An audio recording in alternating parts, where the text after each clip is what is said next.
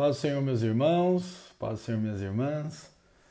É um bom dia, graças a Deus estamos aqui mais uma vez para nós juntos compartilharmos a palavra de Deus e crescermos e sermos edificados na vontade de Deus. Estamos aqui em mais um domingo, uma aula de escola bíblica e na verdade não dá muito para a gente saber se é feriado, se estamos em julho, novembro, dezembro. Depois dessa antecipação, eu acho que é legal a gente fazer uma brincadeira, se nós já podemos dar Feliz Natal, se a gente já compra presente, mesmo porque tá difícil dar presente, né? A gente só manda as felicitações, mas brincadeiras à parte, é um prazer poder novamente estar com você, que vai me acompanhar por essa aula, um vídeo ou talvez só me ouvindo. Que Deus abençoe você. Espero que a palavra de Deus encontre abrigo no seu coração, que responda às suas questões sobre o Evangelho e que acalme a sua alma ou que faça você refletir sobre a palavra de Deus. Então, neste momento, eu quero orar com você e pedir que Deus abençoe a todos nós. Pai bendito, no nome de Jesus, nós queremos lhe agradecer, Senhor, pelo privilégio de poder ser acessado pelos irmãos e por meio dessa videoaula, entrar dentro dos lares dos meus irmãos e podermos juntos partilhar da tua palavra. Peço que o Senhor abençoe a cada um que vai me ouvir, esteja conosco, abençoe as nossas famílias. Obrigado, Senhor, pela vida, pela saúde. Obrigado por poder ter esse canal em que nós podemos ter acesso aos nossos irmãos e acessá-lo por meio da tua palavra. Que o Senhor abençoe eles, Senhor. Que a tua palavra possa dar a cada um dos meus irmãos alimento, saciar a sede e possa fazer com que eles sejam cheios da graça de Jesus. No nome do Senhor, esteja conosco nessa aula, nos abra o nosso entendimento por meio do teu Espírito e que nós venhamos compreender e experimentar a tua presença, Senhor, para a glória do teu nome. Amém. Mais uma vez estamos aqui, vamos dar sequência no Evangelho segundo escreveu João. O Evangelho é diferente dos outros sinóticos, com uma outra proposta também, mas nós vamos para o capítulo 11, nessa nossa aula de hoje. A lição vai nos mandar para 2 capítulos, eu porém não vou falar de todos os 2 capítulos, de todo o capítulo 12, mas eu vou falar do 11 e do início somente do capítulo 12. Mas antes de nós entrarmos na nossa lição de hoje, eu acho muito interessante quando a gente começa a perceber toda essa sequência que Jesus vem fazendo e principalmente os temas interessantes que Jesus vem abordando nesse evangelho. Jesus já mencionou que ele é a água da vida, Jesus já disse que ele é o pão vivo que desceu do céu, Jesus já demonstrou que ele é o verbo encarnado, João escreve isso. Jesus já demonstrou por meio do evangelho de João diversas formas ou faces, vamos assim dizer, do Cristo esperado. Mas acima de tudo a gente consegue perceber em diversas partes do Evangelho aquela frase que está dizendo assim: e por isso tentaram matá-lo, pegaram em pedras. E a gente vê que há uma perseguição diante de Jesus, porque não conseguem compreender o que Jesus está ensinando, e ao mesmo tempo há uma rivalidade entre os religiosos e Jesus, por também acharem que Jesus poderia, de certa forma, perturbar aqueles que estão no poder religioso, vamos assim dizer, nas instituições religiosas judaicas de Israel da época de então. Então, esse capítulo 11, ele é posterior ao capítulo 10, é claro, né? Mas o que eu quis dizer é sobre o evento de que Jesus está dizendo que ele é o bom pastor, e o bom pastor que cuida das ovelhas, que foi a lição passada. É muito interessante porque Jesus modifica algumas coisas em relação à forma dele pastorear, né? A forma dele agir em defesa das suas ovelhas. É indispensável refletirmos ou relembrarmos esse tema, porque você consegue perceber que Jesus ele é um pastor totalmente distinto de qualquer outro pastor. Por mais que a figura do pastor seja muito conhecida naquela época, eles não entendiam o que Jesus estava falando. E aí Jesus disse, olha, eu sou o bom pastor que dá a vida pelas suas ovelhas. Então Jesus, ele não é aquele que mata qualquer um que venha de encontro com ele. Jesus, ele dá a vida para que as ovelhas também tenham vida. E em forma alguma, Jesus disse que as suas ovelhas não teriam problemas e principalmente não morreriam, porque a figura do pastor é de fato essa, alguém que protege as suas ovelhas, mesmo pondo a vida em risco, mas nem o pastor morre e nem a ovelha morre. Essa é a lógica, por que não dizer bela, né, que a gente espera de um bom filme, né, ou de uma boa história, em que o protagonista não morre e aqueles que ele cuida também não morrem. Mas pelo contrário, a perspectiva de Jesus a partir da vida comum, ela é em certo aspecto trágico, né? Um aspecto trágico em que a gente não triunfa na perspectiva triunfalista, de que vamos ser sempre os melhores, de que vamos sempre vencer os nossos inimigos, de que vamos lutar contra eles, e por isso, a partir do nosso bom pastor, o Todo-Poderoso, que aí a gente já tira um pastor que dá a vida pela ovelha e já acrescenta a onipotência de Deus para dizer que a gente, cuidado por esse bom pastor, mal nenhum chegará à nossa tenda. Então, há alguns equívocos em diversas interpretações, mas a parte que Jesus está dizendo que nos é interessante é quando ele diz assim, olha, eu sou esse bom pastor que dou a vida pelas ovelhas e eu dou a minha vida e vou tornar a tomá-la. É a coisa mais interessantíssima, porque Jesus não veio para tirar a vida de ninguém. Jesus não veio para ser servido. Jesus veio para dar a vida. E dar a vida e dar vida para nós.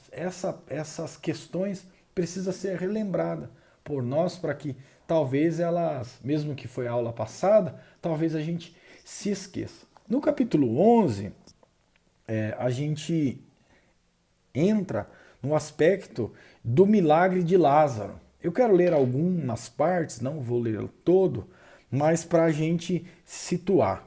Então, para você que está aí na sua casa, se você puder, ou onde quer que você estiver, se você puder abrir a sua Bíblia e ler comigo, eu peço que você me acompanhe na leitura. A palavra de Deus diz assim, estava, porém, enfermo um certo Lázaro, de Betânia, aldeia de Maria e de sua irmã Marta. E Maria era aquela que tinha ungido o Senhor com unguento, e tinha enxugado os pés com os seus cabelos, cujo irmão Lázaro estava enfermo. Mandaram-lhe, pois, sua irmã dizer, Senhor, eis que está enfermo aquele a que tu amas. E Jesus, ouvindo isso, disse, esta enfermidade não é para a morte, mas para a glória de Deus, para que o Filho de Deus seja glorificado por ela. Ora, Jesus amava a Marta e a sua irmã e a Lázaro. Ouvindo, pois, que estava enfermo, ficou ainda 2 dias no lugar onde estava. Depois disto, disse aos seus discípulos, vamos outra vez para a Judéia. E disseram-lhe os discípulos, Rabi, ainda agora os judeus procuraram apedrejar-te, e tornas para lá? Jesus, porém, respondeu, não há 12 horas no dia? Se alguém andar de dia, não tropeça, porque vê a luz deste mundo. Mas, se andar de noite, tropeça, porque nele não há luz. Assim falou e depois disse, Lázaro, nosso amigo, dorme, mas vou despertá-lo do sono. Disseram, pois, os seus discípulos, Senhor, se dorme, estará salvo. Mas Jesus disse isto da sua morte. Eles, porém, cuidavam que falavam do repouso do sono. Então Jesus disse claramente, Lázaro está morto, e folgo por amor de vós, de que eu lá não tivesse, para que acrediteis, mas vamos ter com ele. Disse, pois, Tomé, chamado Dídimo, aos condiscípulos: vamos nós também para lá para morrermos com ele? Ou uma afirmação, né? Desculpem, ele diz: vamos nós também para morrer com ele? Chegando, pois, Jesus, achou que já havia 4 dias que estava na sepultura. Então vamos parar no 16. E aqui a gente pode introduzir esta lição, ou este texto, de uma forma bem interessante. Jesus está distante de Betânia e nessa ocasião Jesus recebe a notícia de que Lázaro está enfermo. É importante eu e você entender que essas notícias, e por mais que ele não estava tão distante, alguns vão dizer de 6, 11 quilômetros de distância, não tem toda essa comunicação que nós temos hoje, essa facilidade que a gente tem de receber tanto notícias boas como notícias ruins. Então, alguém enviou um emissário, né, uma pessoa, um mensageiro, para dar notícia para Jesus, para dizer: olha, Jesus, Lázaro está enfermo. E a fala é interessante porque ele vai dizer assim: Jesus, aquele a quem tu amas está enfermo. Parece primeiro, uma relação muito próxima de Jesus e a família de Lázaro, e um pedido muito afetivo, um pedido que evoca um relacionamento. E por isso ele está dizendo assim: olha, aquele que você ama está enfermo. Ou seja, vem logo, Senhor, atende logo o nosso pedido. Jesus, pelo contrário, Jesus não está interessado em ir para Betânia correndo. Porque se o texto estiver escrito em forma linear, que é possível que não, mas nós podemos usar dessa forma, Jesus, depois de ter tido problema no capítulo 10 com os judeus, Jesus, quando disse que ele diz: eu e o Pai somos um, ele é quase apedrejado. Os judeus pegam em pedra, mas Jesus consegue escapar. O texto vai dizer que Jesus vai para o Jordão, e aonde João Batista batizava, e fica por ali. Então, provavelmente, se ele estava no Jordão e ele saiu dali para a Judéia, ele não tinha interesse nenhum em voltar logo para Betânia. E quando ele vai afirmar, ele está dizendo assim, olha, no verso 4, ele vai dizer assim: ouvindo Jesus esta afirmação, aquele a quem tu amas está enfermo, ele está dizendo: olha, essa enfermidade não é para a morte, mas para a glória de Deus. Então, nós temos mais uma ocasião, ou mais um milagre que Jesus está a fazer, que não tem relação somente com o milagre em si mesmo.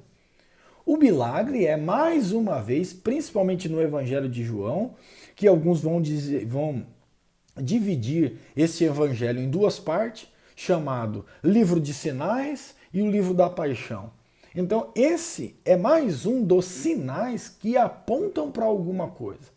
Por isso ele está dizendo, esta enfermidade, ela não é uma enfermidade em si mesmo, né? Que ele vai contrair uma doença e vai morrer e vai ser qualquer coisa. Não, essa enfermidade é para a glória de Deus, ou seja, alguma coisa vai acontecer que glorifique a Deus.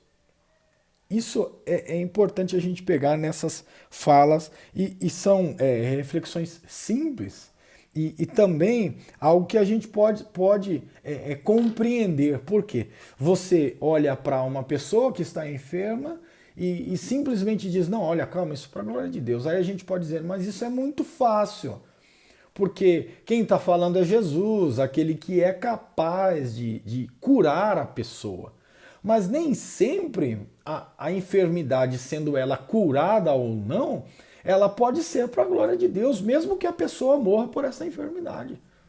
Se a pessoa receber ou tiver uma enfermidade, ela pode ter um caráter aperfeiçoado, ela pode se tornar uma pessoa melhor, e ela pode viver com essa enfermidade por diversos anos, e ela dizer: olha, essa enfermidade, mesmo que ela me mate, é para a glória de Deus, Por quê? Porque Deus tem me aperfeiçoado, Deus tem alcançado pessoas, Deus tem feito coisas extraordinárias por meio da minha enfermidade. Agora, o que é isso? É a capacidade de ressignificação de problemas. Então a gente não vai dizer, olha, eu recebi uma visão extraordinária, um profeta falou, entre outras coisas. A gente vai entender que aquilo que a gente está passando pode ser algo que é feito para que Deus seja glorificado. Então a gente não perde a oportunidade de glorificar a Deus por meio das nossas circunstâncias, sejam elas boas ou ruins, e a gente dá um sentido novo e que uma ocasião em que naturalmente geraria perca de potência para a vida, a gente potencializa ainda mais a nossa vida. E a gente diz, ó, mesmo que isso me leve à morte, eu faço ou eu vivo essa circunstância difícil com a finalidade de que Deus seja glorificado.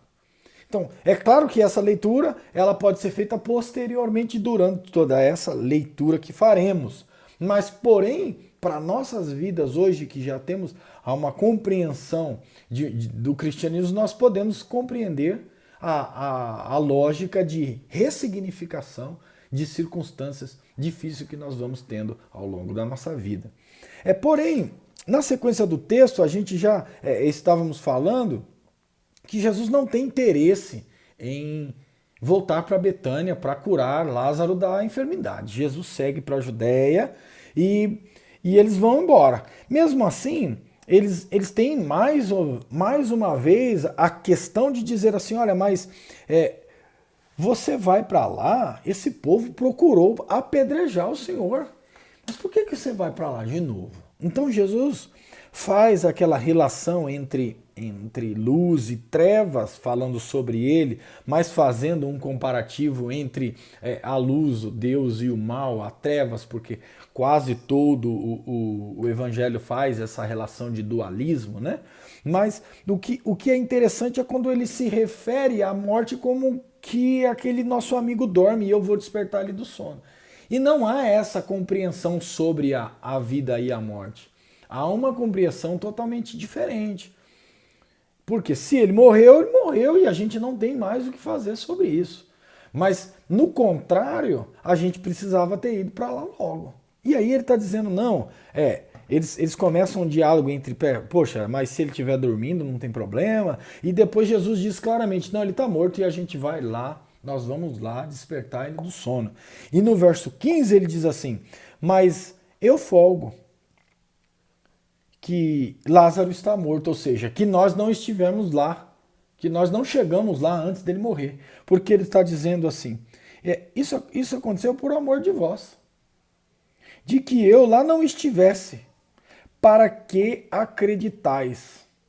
Então perceba que é mais uma coisa que Jesus faz para demonstrar ou para incentivar ou motivar a fé dos discípulos que estão ali com ele, sem entender por que é que Jesus não sai de onde está e vai correndo lá atender a necessidade de Lázaro.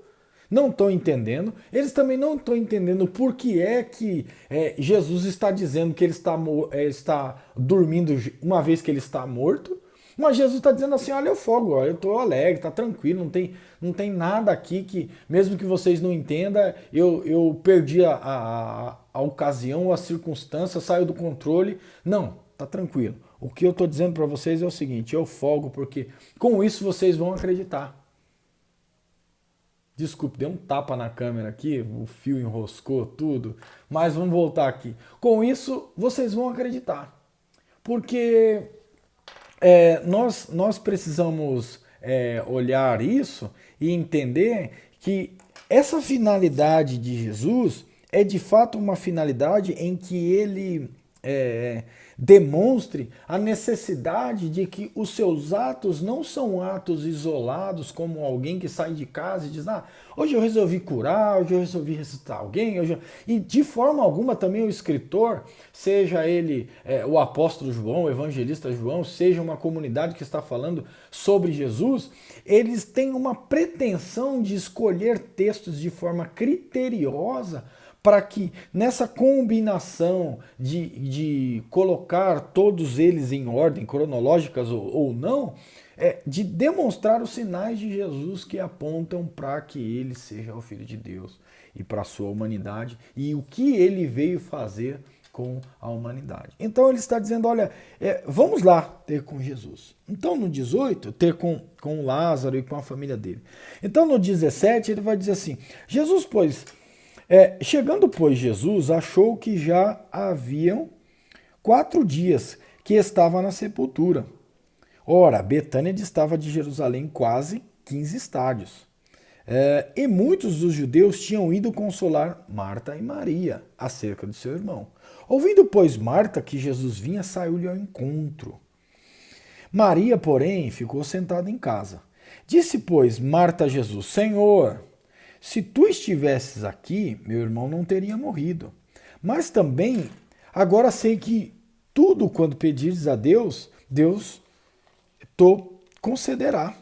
Disse-lhe Jesus, teu irmão há de ressuscitar. Marta está dizendo, eu sei que há de ressuscitar na ressurreição do último dia. Disse-lhe Jesus, eu sou a ressurreição e a vida. Quem crê em mim, ainda que esteja morto, viverá. E todo aquele que vive e crê em mim, nunca morrerá. Crê tu isto?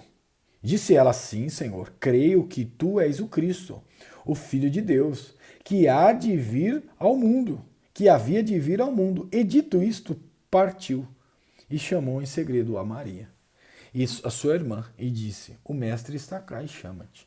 Ela, ouvindo isso, levantou logo e foi ter com ele. Ainda Jesus não tinha chegado à aldeia, mas estava no lugar onde Marta o encontrara. Vendo, pois, os judeus que estavam com ela em casa e a consolavam, que Maria apressadamente se levantara e saía, seguiram-na dizendo, vai ao sepulcro para chorar ali. Tendo, pois, Maria chegado onde Jesus estava, vendo-o, lançou-se aos seus pés, dizendo-lhe, Senhor, se tu estivesse aqui, meu irmão não teria morrido. Jesus, pois, quando o viu chorar e também chorando os judeus que com ela vinham, moveu-se muito em seu espírito e perturbou-se. E disse, onde o puseste? Disseram-lhe, Senhor, vem e vê.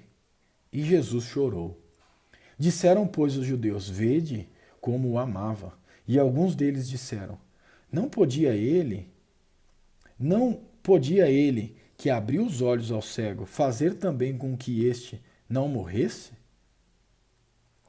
Essa questão ela é muito legal e muito interessante quando a gente olha essa parte em que Jesus está chegando em Betânia. Porque você consegue perceber que Jesus entra em um diálogo com Marta, em um diálogo muito interessante. Por quê? Porque o que Jesus foi fazer lá, já que o homem estava morto? Então, normalmente se pensava que Jesus iria lá fazer aquilo que todo mundo estava fazendo, consolar Marta e Maria. Olha, Jesus veio aqui e veio consolar Marta e Maria. E essa é a resposta nítida que a Marta dá para ele. Marta diz para ele assim, olha, teu irmão há de ressuscitar. Quando Jesus afirma isso, a Marta diz assim, tá bom, eu sei, vai ressuscitar no último dia. Então, há uma relação e precisa ser feita essa relação entre a ressurreição do último dia e a ressurreição que Jesus dá para o Lázaro. Essa relação entre evangelho e ressurreição, ela precisa ser ligada, né? Porque, de fato, Jesus vai ressuscitar as pessoas no último dia. E nós, como cristãos, acreditamos nisso. E é fato que os judeus também acreditam nisso. Uma vez que Jesus não tinha falado ainda, provavelmente, sobre a ressurreição. Mas eles já entendem que Jesus ressuscitaria Lázaro no último dia. Isso aqui está claro, mas Jesus não está dizendo isso. Jesus está dizendo outra coisa. Jesus está dizendo, eu sou a ressurreição e a vida. E quem crê em mim, ainda que esteja morto, viverá. Então, peraí. Eu não posso fazer uma relação de que Jesus está autorizando todos nós a que oremos por aqueles que morreram e Jesus vai ressuscitar todos eles. Porque se fosse assim, nós teríamos uma população cristã muito grande e nós oraríamos e as pessoas ressuscitariam. Não está em questão aqui a minha descrença pela possibilidade de alguém orar e a pessoa ser ressuscitada ou não. A questão é que Jesus não está dizendo que ele vai sair ressuscitando todo mundo ou que é um ensinamento de Jesus sobre ressuscitar as pessoas. O que Jesus está dizendo por meio desse milagre é que nós e Jesus vem dar alguma vida a mais, não somente para aquele momento final. O Evangelho vem trazer vida em vida. Jesus vem ressuscitar, ou Jesus vem por meio da sua palavra, fazer com que nós não venhamos de forma alguma ter uma vida potencializada pela morte. Jesus está dizendo assim, quem crê em mim, ainda que esteja morto, viverá. Mas há essa relação em que, poxa, mas Jesus poderia estar aqui. E se Jesus estivesse aqui, meu irmão não teria morrido. Se o Senhor estivesse aqui, ele não teria morrido. A Marta diz isso, a Maria diz isso e também os judeus que estão em torno delas também dizem a mesma coisa. A questão deveria ser posta na relação em que, como é que a gente está pedindo para que Jesus estivesse aqui e Jesus não quis estar aqui?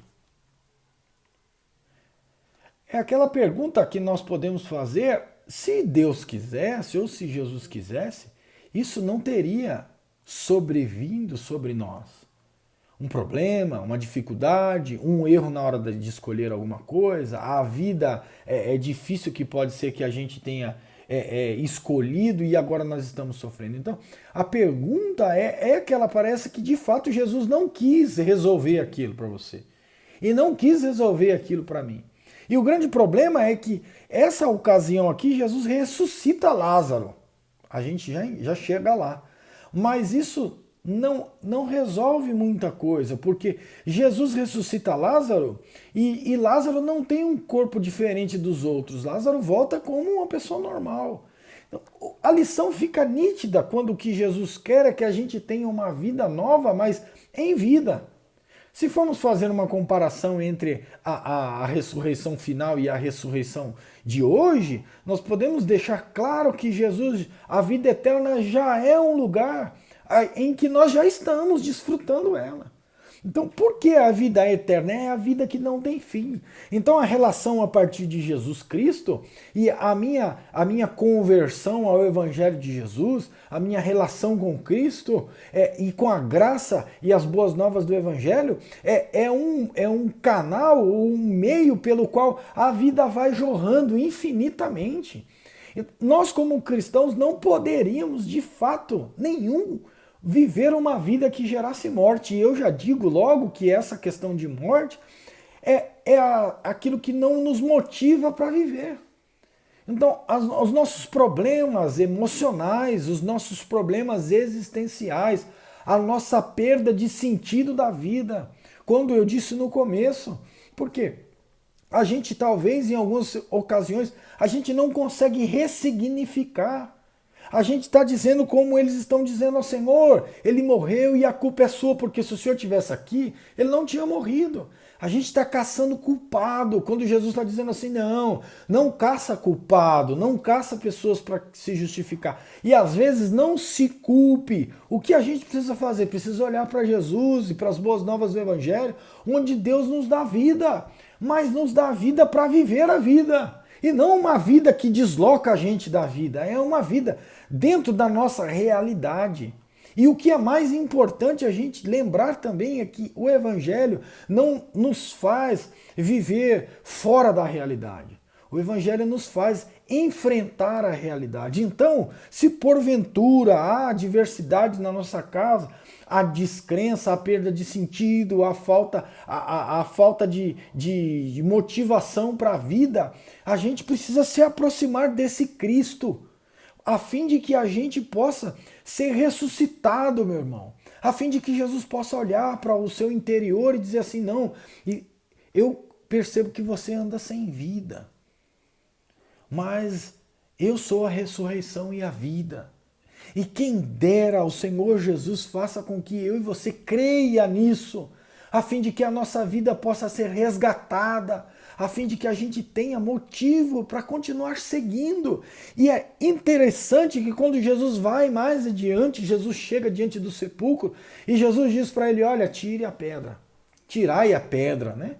Provavelmente todos nós já sabemos que Havia uma pedra que era posta na frente do sepulcro para fechar o sepulcro mesmo, né? E ali há uma necessidade de que alguém tire essa pedra. E me parece que depois que ele tira a pedra, Jesus chama Lázaro para fora, e depois que há uma relutância, né, em dizer, olha, ele já está morto, faz 4 dias, cheira mal, aquela coisa toda. Jesus está dizendo, olha, tirem a pedra daí. E o que eu refletindo, eu percebi, o Lázaro sai para fora, e Lázaro sai todo ligado, e Jesus disse, desligai-o e deixai-o ir. E me parece que pode ser feita uma reflexão em que esse ambiente gerador de vida, ele precisa ser um ambiente proporcionado por mim, que às vezes não morri. A minha comunidade em que eu participo precisa ser essa comunidade geradora de vida. Porque Jesus não disse assim, eu vou lá tirar a vida dele. Jesus não disse assim, eu vou lá tirar a faixa, eu vou lá tirar a pedra. Não, mas há uma movimentação daqueles que estão no seu entorno para contribuir, vamos assim dizer, para que o Lázaro volte à vida. Então nós precisamos perceber alguns detalhes e entender que nós, como comunidade cristã, nós precisamos gerar dentro dos nossos relacionamentos comunitários vida. E nós precisamos olhar e não dizer como esses aqui, não, esse aí está morto faz tempo. Esse aí não tem mais jeito, esse daí não tem mais como dar vida para ele. Nós não podemos pensar assim. Nós temos que levar a mensagem do Evangelho e dizer assim, de fato, a vida pode trazer esse rapaz à vida, pode trazer essa mulher à vida, pode trazer essa pessoa à vida. Uma vez que nós cremos não na podridão dessa pessoa que morreu e que está totalmente distante de Cristo, que ela por si tem a capacidade de gerar-se, de autogerar a vida. Não, mas o que nós cremos é no poder de Jesus, no poder da ressurreição, que ele diz que eu sou a ressurreição e a vida, e esse poder é que nós evocamos por meio da nossa fé e dizemos assim, não, pode gerar vida, pode trazer essa pessoa, pode comunicar a ela o evangelho, e nós vamos tirar a pedra, e nós vamos desatá-lo, e o Senhor Deus vai dar vida, e vida em abundância. Então a reflexão que pode ser feita diante desse texto é que nosso Deus é o Deus que dá vida. E Deus não deu para ele um corpo ressurreto. Deus ressuscitou Lázaro para a vida. Deus ressuscitou Lázaro para voltar à sua família. Deus ressuscitou Lázaro para voltar à comunidade de fé. E é isso aqui que a gente pode extrair e entender que Deus quer ressuscitar pessoas. E não só ressuscitar pessoas no último dia. Jesus quer dar vida hoje. E nós precisamos gerar ambientes saudáveis que dão vida hoje. E nós precisamos ter uma relação com Cristo saudável que dá vida hoje. E não algo que a gente vai dizer assim, não, talvez dê vida, talvez prospere, talvez, quem sabe um dia, não é hoje. Em nome de Jesus, meus irmãos, vamos buscar a Deus e vamos pedir a Deus que nós venhamos ter essas atitudes geradoras de vida, que nós venhamos ter relacionamento em que a palavra de Deus, ao sair da nossa boca, produza vida e vida em abundância. É isso que eu espero que Deus comunique ao seu coração, é isso que eu espero que Deus comunique aos nossos corações. E somente para encerrar o nosso capítulo, não vai dar tempo da gente entrar no 12, somente para encerrar o capítulo, depois do 47, os principais dos sacerdotes se reúnem e perguntam o que nós faremos, porque este homem faz muitos sinais, ou seja, ele está convencendo as pessoas de que ele é o Messias. Se ele convencer as pessoas de que ele é o Messias, nós vamos perder o nosso cargo. Você pode ler do 47 ao 57 na sua casa.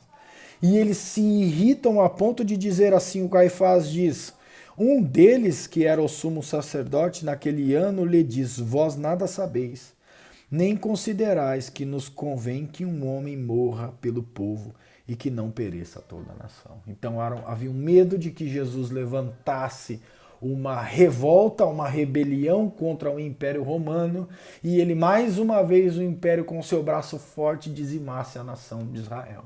Então eles diziam, vamos matar ele para que eles não se revoltem e para que a gente mantenha o nosso posto. E lá no 57 ele vai dizer, ora, os principais dos sacerdotes e os fariseus tinham dado ordem para que se alguém soubesse onde ele estava, o denunciassem para o prender. E tem uma outra parte que ele vai dizer, e a partir de então buscaram matar Jesus. E é essa ocasião em que ele ressuscita Lázaro, as pessoas passam cada vez mais a crer em Jesus. E é a partir deste momento em que eles vão tentar matar Jesus. Jesus está ganhando publicidade, né, vamos assim dizer. Jesus está ganhando prestígio pela quantidade de sinais que vem fazendo. Jesus está sendo conhecido e agora eles tentam, de algum jeito, matar Jesus. Então perceba a maldade de um homem, ou a maldade do homem, tentar matar pessoas, uma pessoa que está fazendo bem. Que a gente compreenda que nós não podemos ser esse, nós precisamos dar vida, não matar pessoas. Nós, dentro da nossa religiosidade, a nossa religiosidade precisa ser saudável e não uma religiosidade que maquina o mal contra outras pessoas. Em vez da contrapartida do capítulo em que Jesus dá vida e ressuscita, o final do capítulo vai dizer que as pessoas querem matar. Então que o desejo de dar vida às pessoas possam ser derramado por meio das nossas palavras e não o desejo de tirar a vida das pessoas. Então é isso que eu gostaria de comunicar a você neste dia. Que Deus te abençoe. Espero que você tenha compreendido a palavra e a leitura que eu fiz neste dia e que Deus abençoe você e Deus abençoe a sua família. Eu quero orar nesse momento com você. Se puder, ore comigo em nome de Jesus. Pai bendito, no teu nome santo, eu quero lhe agradecer por esses minutos que passei com os meus irmãos e peço que o Senhor possa abençoá-los, que o Senhor possa enchê-los com a tua graça, com o teu poder. Que nós possamos juntos participar de uma comunidade saudável, geradora de vida, e que todos nós venhamos nos aproximar de Ti e nos aproximar daqueles que precisam de vida, Pai. No nome de Jesus, que a circunstância da nossa vida não venha minar nenhum dos nossos desejos de continuar vivo. Que nós não venhamos perder o sentido da vida, mas que o Senhor comunique, Pai, vida a cada um de nós. Se há alguém que está me ouvindo nesse momento, precisando de vida, de ser ressuscitado, que o Senhor ressuscite o meu irmão neste momento, que o Senhor comunique a graça do Evangelho e que ele tenha vida e vida em abundância. Deus, eu só tenho a lhe agradecer e pedir a tua ajuda para que nós venhamos ressignificar as nossas adversidades e que nós venhamos ter potência na vida, que o teu Espírito nos potencialize a enfrentar a vida e mesmo que seja ela trágica, mas que na maioria das vezes não é triunfalista, na maioria das vezes nós vivemos dias difíceis e trágicos, mas que o Senhor nos ajude e nos fortaleça e nos potencialize para viver cheios da graça e do Espírito Santo. Mais uma vez, meu irmão, que Deus lhe abençoe. É um prazer estar aqui com você. Espero que a gente continue nessa nossa caminhada dentro do Evangelho de João e que Deus te abençoe. Deus abençoe você, meu irmão. Deus abençoe você, minha irmã, a sua família e que você seja cheio da graça e do poder do Espírito Santo de Deus. Até mais, Deus lhe abençoe.